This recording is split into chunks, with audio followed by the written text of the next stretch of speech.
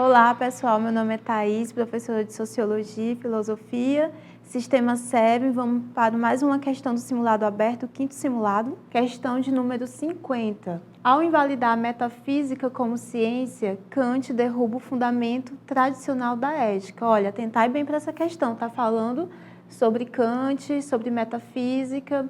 A ética tradicional, desde Aristóteles, se estrutura em torno da ideia de um bem que se apresenta como um fim visado em todos os atos humanos. Então, atentar bem para essa questão, está falando do quê? De Kant, está falando também de Aristóteles, mas ele está chamando a atenção para a ideia de ética que Kant traz.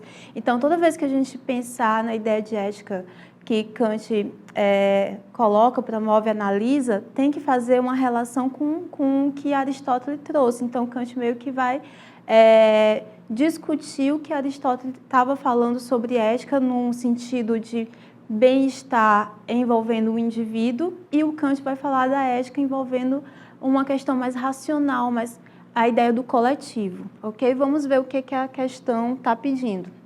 Ao rejeitar a ética tradicional, Kant quer.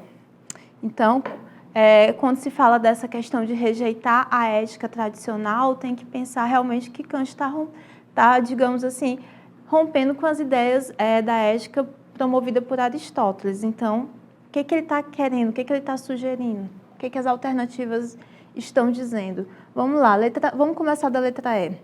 Fundamentar a sua ética sobre a ideia de um bem interpretado como um fim visado em todos os atos humanos é justamente o contrário.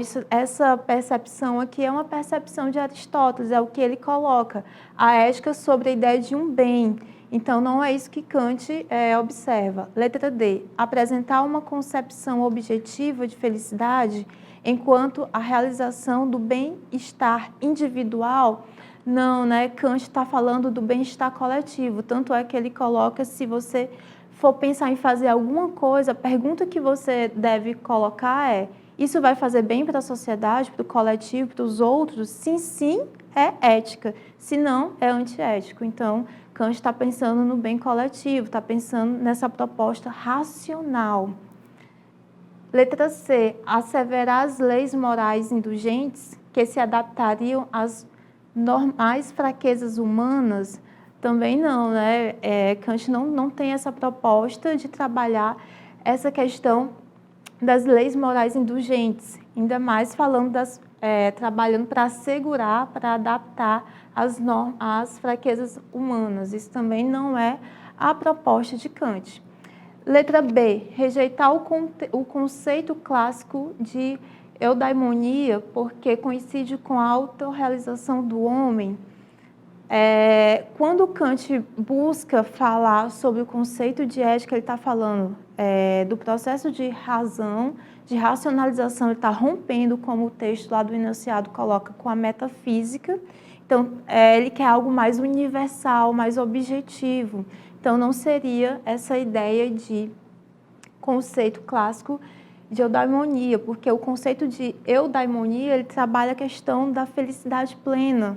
Não é isso que o Kant está trabalhando nessa questão do coletivo, do social. E letra A, evitar as leis morais indulgentes, que fazem concessões às fraquezas humanas. Então, a resposta que mais dialoga com o pensamento de Kant seria essa, que falar sobre evitar essas leis morais indulgentes que fazem concessões às fraquezas humanas, que era justamente o que Aristóteles estava colocando.